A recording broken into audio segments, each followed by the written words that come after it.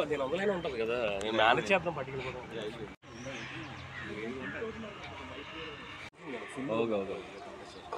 Think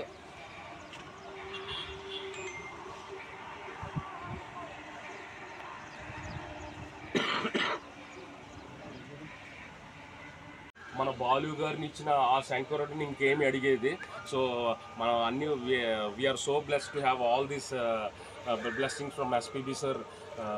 wishing Telugu states, especially South India, the cultural hub of Carnatic music and everything. A very happy birthday on the eve of Balasubramanian garu birthday. The speciality of June 4th is 4-6. Means 4 and in cricket terminology 4 boundaries, right?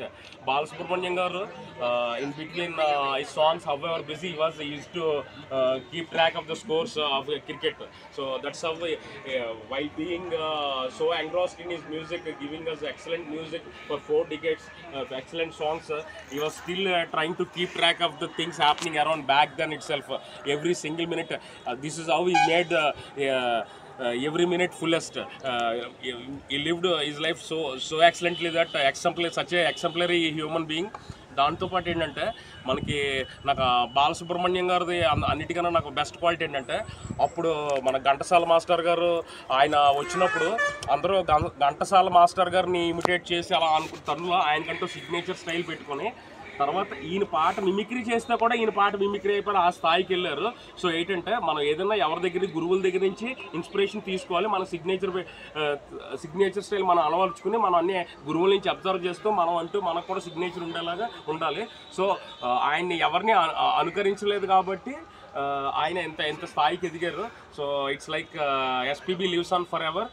అందులో ఆయన మన జానకమ్మ గారు అంటే మన SPB సార్కి చాలా ఇష్టం, ఎవరికి చెప్పొద్దు. బాలసుబ్రహ్మణ్యం గారు బూతులు ఆడరు అనుకుంటారు, ఆడారు. ఏమన్నారంటే బుజ్జిముండని తిట్టారు. ఒక చిన్న కర్చీఫ్ని, హ్యాండ్ కర్చీఫ్ని జానకమ్మ గారు ఆయనకి ఎంతో ఇష్టమైన సింగర్, జానకమ్మ గారి చేతిలో కర్చీఫ్ని బుజ్జిముండ అనేవారు. అంత అంటే ఆయన సంస్కారం అలాంటిది.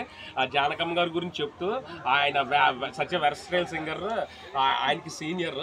ఆవిడ ఇలాగ కర్చీఫ్ సైజ్ మారేది కానీ జానకమ్మ గారు అలా ఉండేవారు. సుశీలమ్మ గారు ఆ గురించి స్టార్టింగ్లో అంతా. సో ఏంటంటే మనం అందరూ వీళ్ళని తీసుకోవాలి, వీళ్ళని సంస్కారం. ఇంకోటి ఏంటంటే ఎస్పీ శైలజమ్మ గారి గురించి కూడా చెప్పాలి. ఈ తరుణంలో ఒక బ్రదర్ అయినా కూడా ఒక ఫాదర్ ఫిగర్ కింద ట్రీట్ చేసి బాలసుబ్రహ్మణ్యం గారిని ఆయన సుశీలమ్మ గారికి మనందరికీ తెలుసు. సుశీలమ్మ అంటే మన జానకమ్మ గారు లాగా మన తెలుగు టీచర్ కింద లెక్క. అలాంటిది సుశీలమ్మ గారు అంటే చాలా ఇష్టము శైలజమ్మ గారికి. బాలసుబ్రహ్మణ్యం గారు చెప్పారు కెరీర్ స్టార్టింగ్ డేస్లో శైలజమ్మ గారు సుశీలమ్మ గారి దగ్గర నుంచి ఉచ్చారణ తెలుగు అది నేర్చుకో, కానీ ఇమిటేట్ చేయొద్దు, నీకంటూ ప్రత్యేకంగా నీ వాయిస్ న్యాచురల్ సింగింగ్ అలవర్చుకొని ఆ రోజుల్లోనే చెప్పారు. Such was is legendary thinking back then while he was too young itself. So wishing Telugu states entire world all the best. ఇంకోటి నేను చాలామంది నేను లావుగా ఉన్నానని ఇంట్లో కూడా తిడుతుంటారు. నేనేం ఫీల్ అవ్వను. నాకు గుండెలో హార్ట్తో పాటు 40,000 సాంగ్స్ నేను పొట్టలో దాచుకున్నాను బాలసుబ్రహ్మణ్యం గారిది for better digestion. Thank you so much, all the best, thanks for the privilege. మనకి శంకరాభరణం అంటే తెలుసు, అది ఒక సెన్సేషనల్ హిస్టరీ. దాంతోపాటు మన గీతాంజలి మూవీ అంటే పిల్లలతో పాటు అందరూ అది లవ్ స్టోరీ అయినప్పుడు కూడా the way it was screen played with excellent music from master Ilaiyaraaja sir and mellifluous singing by SPB sir. దాంట్లో వేటూరి గారి లిరిక్స్ అవన్నీ ఏంటంటే ఆ కాంబినేషన్. ఇంకోటి ఏంటంటే నాకు రీసెంట్గానే తెలిసింది, మన వేటూరి గారు బాలసుబ్రహ్మణ్యం గారు వాళ్ళు same number of days they were on this lovely planet. Same number of days. It was such a wonderful thing to have happened because they were here on this lovely planet for a reason, to serve our cultural roots. So ఏంటంటే ఆ సినిమాలో ఓ పాపాలాలి song మర్చిపోలేము. ఓ పాపాలాలి జన్మకేలాలిలో దాంట్లో అమ్మింగ్తో పాటు ఒక 2 lines ఇష్టం. కలలారని పసి పాప తలవాల్చిన ఒడిలో తడి నీడలు పడనీకే ఈ దేవత గుడిలో జస్ట్ ఒక హార్ట్ అది ఒక సెన్సిటివ్గా ఉండమని చెప్పడానికి అనేది. అంటే ఇప్పటికి కూడా గీతాంజలి ఎస్పీబీ సాంగ్స్ అవ్వచ్చు, ఏదైనా అవ్వచ్చు, మనం ఎన్నిసార్లు విన్నా కూడా మన లూప్లో పెట్టుకున్నా మళ్ళీ మొదటిసారి విన్నట్టు ఉంటుంది. Such is the cultural legacy Balu గారు హ్యాస్ గివెన్ అస్.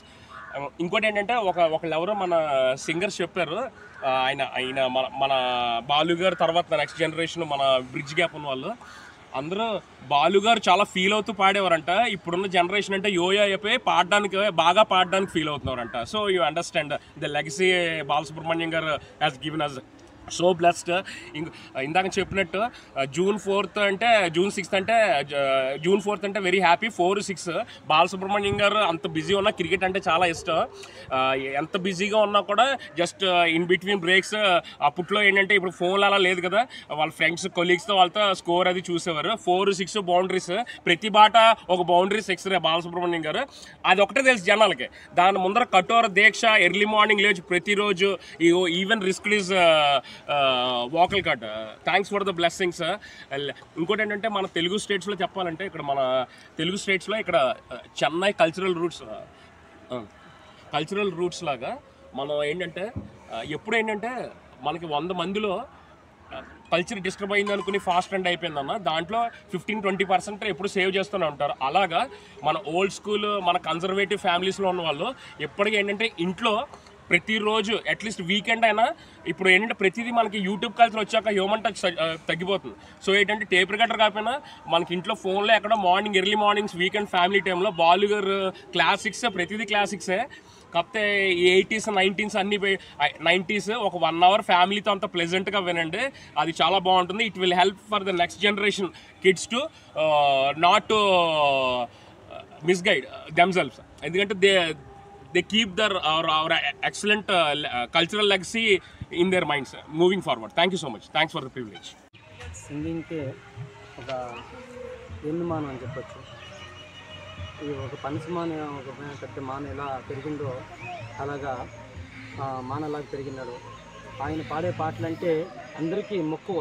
ఆ మక్కువ అంటే ఆ సంగీతం లేదని చెప్పి సంగీతంలో ఎందుకు రాయి అయితే ఇట్లా కరుగుతుందో అలాగ కరిగించిన అలాంటి మన ఎస్పీ సార్కి అందరికీ చెప్పేదేమంటే, ఆయన పొద్దున సాయంకాలం ఆయన వాయిస్ లేనిది, ఆయన ధ్వని లేనిది మనము ఎప్పుడూ వినలేకుండా ఉండలేము. అందువల్ల మీకు అందరికీ చెప్పేదేమంటే, మన సంగీతకారులకి, కళాకారులకి, కళా విద్వాంసుకి అందరికీ చెప్పేది, ఎస్పీబీ సార్ అంటే మనకి సింగింగ్. ఎస్పీబీ అనే పేరింటేనే మన నరాలను సంగీతం అనేది వినపడుతుంది. అందువల్ల ప్రతి ఒక్కరును ఎస్పీబీ సార్కి, ఆ ట్రస్టబుల్కి సపోర్ట్ చేయండి. వాళ్ళకి మనం అందరూ బర్త్డేలు చేసుకుంటాం, అన్ని డేస్ చేసుకుంటాం. అయితే ఎస్పీబీ సార్ చెప్పినట్ల ఒక్కరికి ఒక్క దినము మనము హెల్ప్ చేస్తే వాళ్ళు ఎంతో పోయేట దావ దొరుకుతుంది, వాళ్ళకి మంచి ఫ్యూచర్ దొరుకుతుంది. దానివల్ల నేనేం చెప్పేదంటే, బర్త్డేలు అందరూ చేస్తాము, అందరికీ ఎస్పీబీ సార్ కూడా, నేను కూడా 3 years ఇంకా కొన్ని కార్యక్రమాలు చేస్తాను. కానీ ఇక్కడికి వచ్చినాక నాకేం తెలిసిందంటే, ఇంకా ఒకరికి హెల్ప్ చేసిందైతే ఎస్పీబీ సార్ చెప్పినట్ల ఒక్కొక్కరు చాలా పై స్థాయికి వెళ్తారు అని చెప్పేసి వాళ్ళపైన మేమే మక్కువ అంటే వాళ్ళపైన ప్రీతి పెట్టుకోవడము. ఆ ప్రీతిని ఇంకా వాళ్ళు చెప్పేది, ఒక్కొక్కరికి హెల్ప్ చేసి వాళ్ళ ఎస్పీబీ సార్ ఎట్లున్నారో అట్లా చేయాలని మీకు అందరికీ కోరుకుంటాను. జై హింద్. అన్న ఒకసారి చాలా బాగా మాట్లాడారు. No cake culture, we are Indians, only SPB culture అని చెప్పాను ఒకసారి. No cake culture, only SPB culture, because we are Indians. నేను దానికింటి మొక్కుగా ఏం చెప్తానంటే, అందరూ లవ్ చేయండి, సాంగ్స్ని లవ్ చేయండి. ఈరోజు శంకర నాద శ్రీరాపర అనే పాట వింటే నరాలు ఉంటాయి. ఒక్క లైను పాడగలచ్చారు. శంకర నాద శరీరపర వేద విహార జీవేశ్వర శంకరా.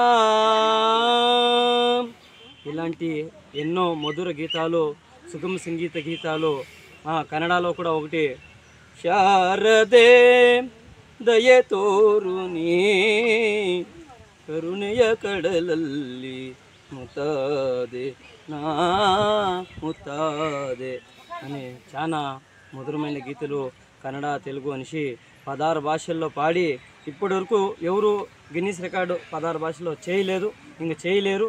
అలాంటి ఎస్పీబీ గారికి ధన్యవాదాలు. మళ్ళీ ఈ మన రాజ్యంలో మన దేశానికి పుట్టి వచ్చి ఒక్క ఎస్పీబీ కాకుండా ఇలాంటి ఎస్పీబీలు చాలా జనం పుట్టి మనలో ఉండాలని కోరుకుంటూ స్నేహం వాళ్ళకి వచ్చేసి నేను మరీ అనుకుంటున్నాను. తెలుగు నేను వచ్చేసి సంగీతం నేర్చుకుని తిరుపతిలో, అయితే నేను ఉండేది ఇప్పుడు బెంగళూరులో. యాక్చువల్లీ నేను హరికథ చెప్తాను కాబట్టి అందువల్ల ఎస్పీబీ సార్ అంటే చాలా ఇష్టము. 3 ఇయర్స్ ఇంకాను వాళ్ళ ಬಗ್ಗೆ హరికథ గానాలు. ఎస్పీబీ సార్ వాళ్ళ నాన్నగారు కూడా అవునవును, వాళ్ళది జీవన చరిత్ర హరికథ కూడా చెప్పినాను, యూట్యూబ్లో ఉంది. వాళ్ళు ఎక్కడ పెరిగారు, ఎక్కడ వాళ్ళు విద్యాభ్యాసం చేశారు, ఏ పాటని ఇంకా మొదలయ్యి వాళ్ళు వచ్చారు, ఎస్పీబీ కోదండపాణిని ఎందుకు గురువు అంటున్నారు అనేసి ఒక్కొక్కటిను వాళ్ళ హిస్టరీ అంతా ఒక హరికథ లాగా వాళ్ళ జీవన చరిత్ర హరికథ చెప్పినాను. అలాంటి మహానుభావుని ఇంకా మేము చూడలేము, అలాంటి మహానుభావాన్ని మేము వినలేము, అలాంటి సంగీతగారము ఇంకెక్కడా మేము విని చూడలేము అనేది భక్తిపూర్వకంగా ఆ ఎస్పీబీ సార్ని మేము వేడుకుంటున్నాం.